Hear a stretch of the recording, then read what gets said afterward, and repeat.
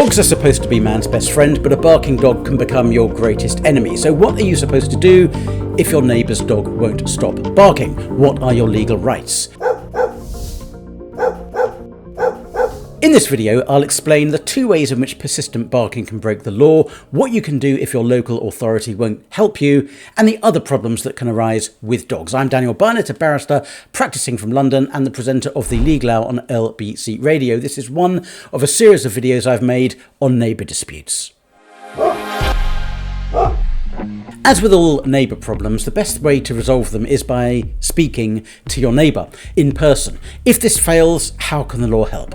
Well, the Environmental Protection Act 1990 requires local authorities to investigate all noise complaints. This includes complaints about excessive barking, but they can only take action if the noise amounts to a statutory nuisance.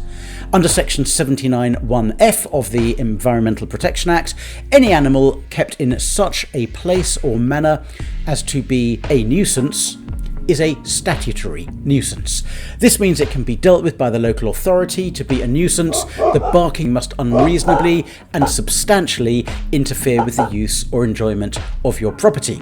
The amount of barking isn't clearly defined anywhere in the legislation. It depends on its level, its duration, and its frequency. The test is what would interfere with a reasonable person's use or enjoyment of their home. The council can't take into account your particular sensitivities.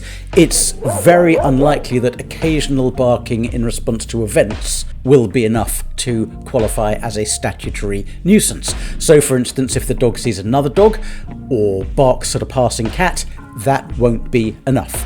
If the barking is a statutory nuisance, Section 80 of the Environmental Protection Act requires the local authority to give the dog owner an abatement notice. This notice requires them to reduce the noise level to an acceptable level or face prosecution. They can be fined for every day that the barking continues. Your local authority can also issue a warning notice if the barking is too loud at night time. That's between 11 p.m. and 7 a.m. It can do this even if the barking isn't loud enough to amount to a statutory nuisance, and it can require the dog owner to reduce the noise to acceptable levels. What counts as acceptable depends very much on how much background noise there is in your area. If it's less than 24 A-weighted decibels, the limit for acceptable noise is 34 A-weighted decibels. If background noise in your area is over 24 A-weighted decibels, the limit is 10 A-weighted decibels over the normal level of background noise. In order to work out the levels in your area, you may need specialist equipment, which many councils will actually loan to you. There are also free apps that can give you a sense of the decibel level that you're enduring. If your neighbour doesn't follow the warning notice without a reasonable excuse, the council can issue a fixed penalty of up to £110. If this is unpaid, it can prosecute your neighbour. If convicted, they'll face a fine of up to £1,000. Councils must take reasonably practicable steps to investigate complaints, but resources are tight. So the better your evidence, the greater your case, the stronger your case will be. A diary detailing the time and the duration of the barking can help.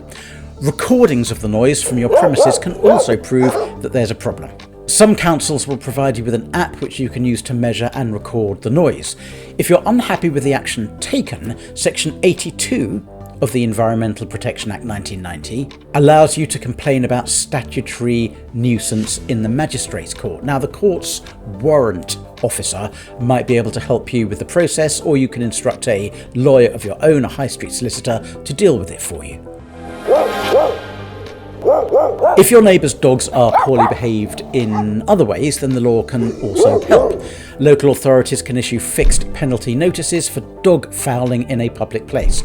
The fine is up to £100 for each offence.